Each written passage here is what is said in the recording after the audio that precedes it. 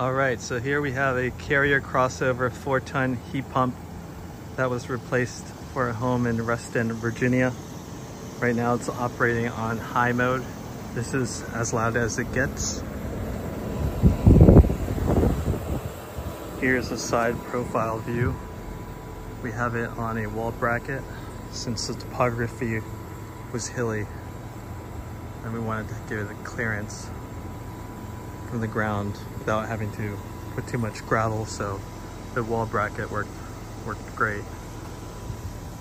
Now let's go on the inside and look at what we have there.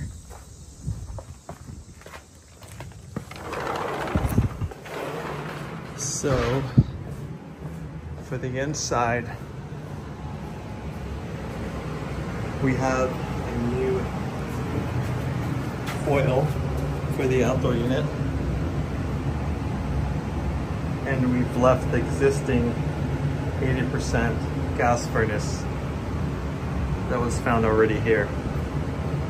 The customer wanted to take advantage of the tax credit associated with the heat pump systems, so we put this Carrier crossover heat pump system with the coil, which didn't require us to run a new line for the indoor unit since we're keeping the gas furnace as our primary indoor unit that provides the airflow throughout the ductwork.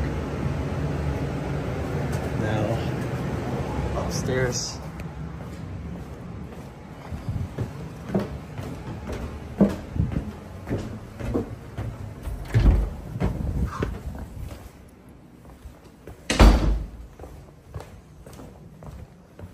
We have here an Ecobee that we installed. As you can tell, I have it at set point temperature of 66 since I wanted to run it on high mode, and it's working fine at this time.